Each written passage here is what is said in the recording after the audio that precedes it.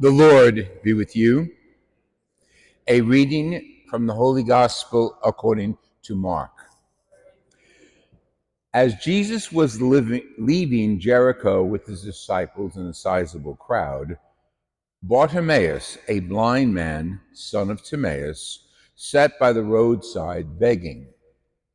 On hearing that it was Jesus of Nazareth, he began to cry out and say, "Jesus, son of David, have pity on me."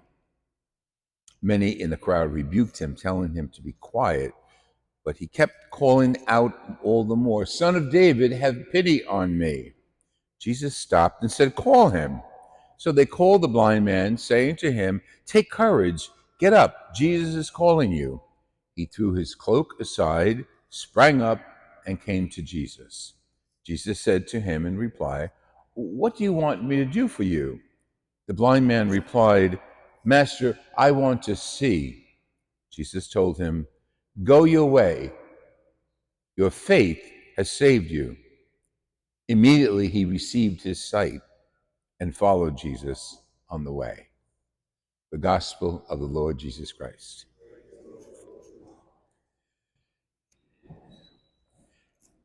Sometimes we hear Gospels and we say, go in one ear and out the other. But sometimes we hear Gospels, and these are all selections of the four Gospels, Matthew, Mark, Luke, and John, like this today. This is a nice gospel. It's a good story. Blind man gets his sight back. Jesus is recognized, and everybody's happy. So it's a good story. It's a good story for you guys here, the religious education. Hey, just raise your hands. How many are in the religious education program? Okay, okay. The parents too. Yeah, why not? You made them. They're here because of you. So Today we're going to look at the gospel and the elements of the gospel that might be more informative for us. For instance, we do have beggars, I must say. There was a time when I could get up here and say, we don't have beggars in the streets, but we do have beggars in the streets. So we know what that's like. But this beggar, Bartimaeus, had a permanent spot in Jericho. It was his corner, you might say. And in order for the people passing by to realize who he was, one blind, two a beggar, he had a cloth. It's his robe. And he would put the robe out in the street in front of him. People would know that he was blind because he'd be saying, "I'm blind. Can you help a beggar?" And they would drop money into that cloth.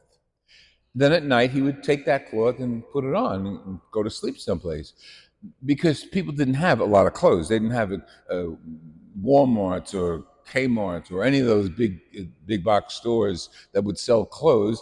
They didn't have them. People wore their own clothing, and they were identified with their clothing, just like in reference to the kids here today in religious ed class. I have a uniform. This uniform indicates that I'm a priest. Everybody has some sort of a uniform, whether it's on the street or a profession. So this man was known as a beggar, and the only thing he had going for him was that cloth and whatever change he got from people.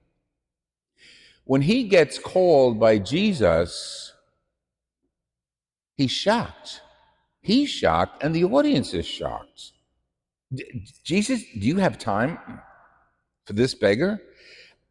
That's a message to us, by the way, to have time for each other. I'm not into supporting panhandling. It's just a thing I don't trust. So if you want to support charities, there's plenty associated with the parish, associated with the food drives going on. But panhandling, maybe in the time of Jesus it was safe, but it's not safe anymore. Personally, I'm not talking for the church. So this man decides to go to Jesus. Could you imagine being blind, seeing nothing? Just close your eyes for a second. Just go like that. You see nothing. Imagine opening your eyes after you've spoken to Jesus. Jesus says, "What do you want from me?" And the blind man says, "I want to see." Now close your eyes for a second and open them. Imagine Jesus being the first person you see in your life. I don't know what he looked like. He looked like a Nazarene from the Holy Land. But imagine if that was the first person you saw. Now, Matthew's given us the story, but there's layers of the story that are very important that we have to understand to get the full sense of this is called good news gospel.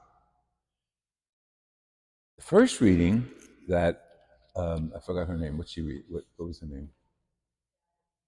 Gabby read the first reading there, and Gomez Gam, the other kid. What was your name?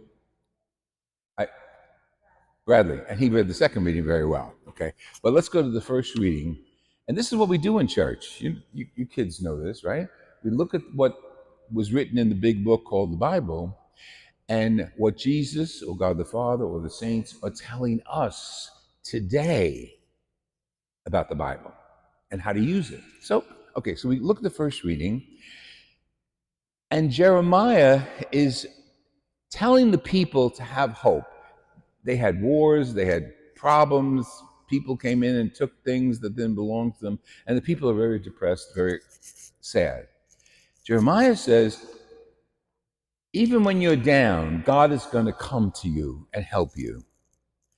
He says, be happy, proclaim praise, because the Lord is saving his people. Oh, there's only a small group of us, and it's called a remnant, but God is saving them too. Don't worry about it. God just doesn't go to famous people. He goes to people who call him. So when you start your religious ed classes with a prayer, you're calling on Jesus to be with you. That goes back into the Old Testament centuries. And Jeremiah is saying to the people, be happy, be rejoicing. Great things are going to happen. Now, the people at that time don't see it, but they have what the blind man had, faith. And they stick to Jeremiah and they follow him back home to victory. Back home meant a reconstructed city because it was destroyed. Okay, so we got the Old Testament.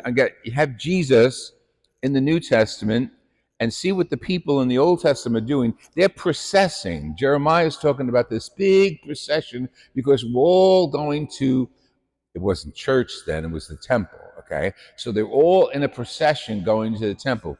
We see Jesus and Bartimaeus, and what does Bartimaeus do after he comes up to Jesus? What does Bartimaeus do? Did any of you hear that? What did he do? Very simple. I don't mean nobody in church. I'll go with the adults too. Anybody? What did Bartimaeus do after Jesus gave him his sight? He threw his cloak off, so he forgot his past. He let it behind because now he's got a new career. And what's the second thing? Very important. It's only a few words. Che disgraziata. I can't believe you don't remember. But that's all right. That's all right. Not unusual. Don't be embarrassed. Because there's so many beautiful words, we forget some of them. He received his sight and followed him on the way. Think of the procession of people coming out of bondage, following the prophet to the temple. And now Jesus is in procession. He's on his way. In Mark's gospel, whenever you hear Jesus, he's going to or toward Jerusalem. So Jesus is on his way to Jerusalem. This guy is now receiving his sight. And what does he do? He forgets his past and follows Jesus on the way. And the way is Jerusalem.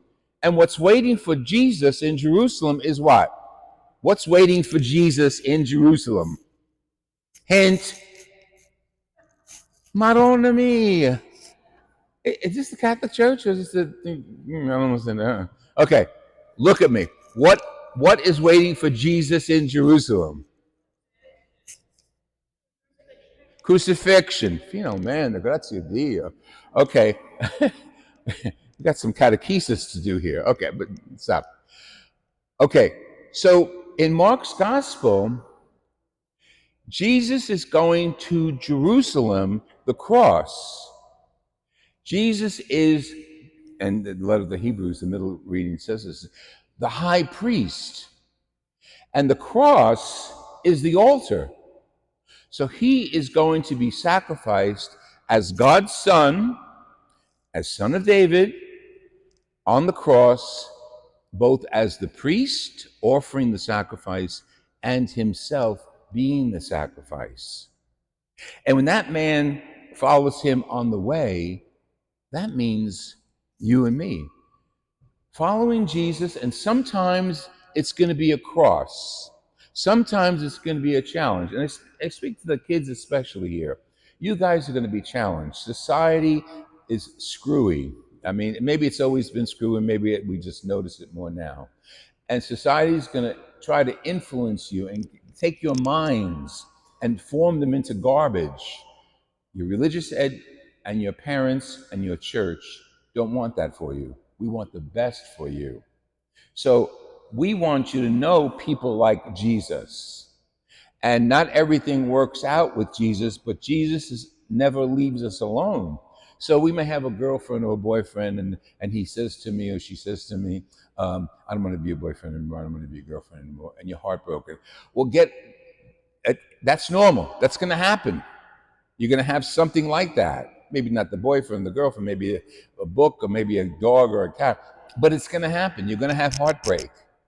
The man left everything and followed Jesus to the cross. And now this is important, because without this, the whole homily falls apart. You got to get this answer, okay? After the cross, and they took the body of Jesus down, what was the next most important thing that has ever happened in the world? Nice. Do it again. Jesus. The resurrection. You see, the resurrection means that Jesus is with us right here. And that the cross is a remembrance, but the glory is what you guys and girls, men and women, are called to follow him on the way.